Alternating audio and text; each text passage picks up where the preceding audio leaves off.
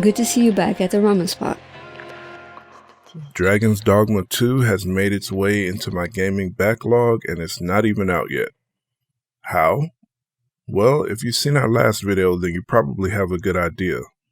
If you're an experienced gamer, you know what you like and what you don't, and knowing that a game is going to come out that so many will be hyped for, but you know it's not necessarily for you, can be a great thing. At the very least, it can save you a ton of money on buying games at full price that are half off just a month later, and it also saves you a lot of regret. A game going straight into the backlog isn't an insult.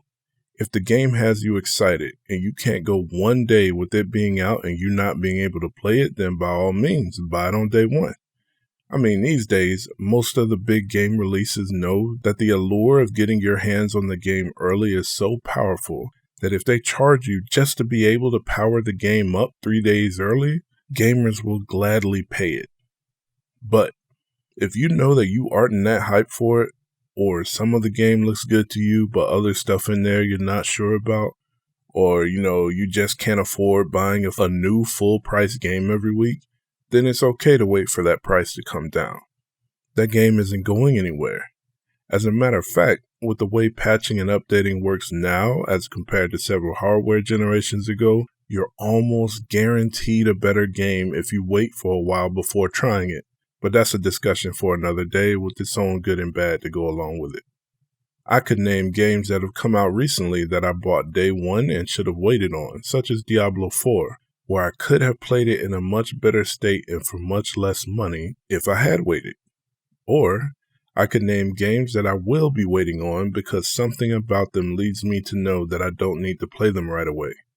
That's the reason I haven't dipped my toe into Elden Ring yet, or Tears of the Kingdom, or any of these other games that look so good but yet don't appeal to me enough to make a purchase. I will eventually get around to playing almost all of these. I'll be totally fine playing Cyberpunk with Phantom Liberty 6 months or a year down the road when it's $10, because as good as the game looks, a single-player RPG will never get me as hyped as a game I can play with my friends. That's for me personally. Oh, Spider-Man 2 is coming out? Starring both Spider-Man? Sign me up. Oh, it's single player only? Well, that's disappointing, I'm not gonna lie.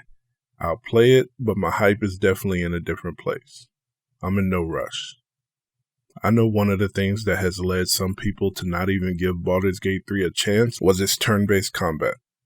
For some, they may have been turned off by some turn-based game they tried in the past, and for others, they don't even want to try it out at all, and are never going to know if they like it or not. Just the idea alone doesn't speak to them. So, Dragon's Dogma 2 being real-time action would appeal to these people a lot more.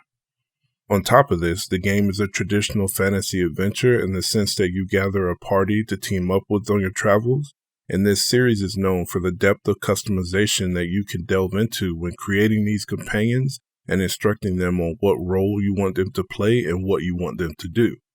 You can customize their name and look, assign them a vocation, equip them with gear, and set their inclination, such as to prioritize healing allies over trying to do damage to enemies. You can even loan these created companions out to others or borrow other players' companions from them. This appeals to a lot of players greatly, and it became clear after the first game came out and didn't do particularly great, but steadily over time gained a passionate cult following.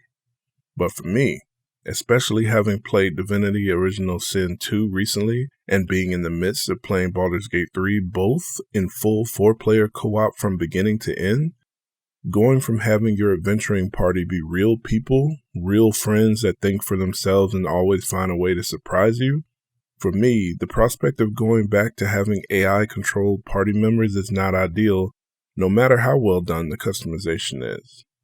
As I watch the gameplay Capcom has shown off, and think back to all the adventures I went on in the first Dragon's Dogma, the first thought that always comes to me is how much better this would be if all 4 of these party members were my actual friends.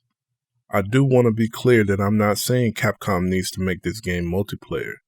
It's okay for a good game to come out that isn't necessarily tailor-made just for my taste. That's the game they want to make. I'm just saying that if it were multiplayer, with the ability to go on this journey with my friends, it would never have made it to the backlog. It will be a day one purchase, no questions asked. Thank you for watching.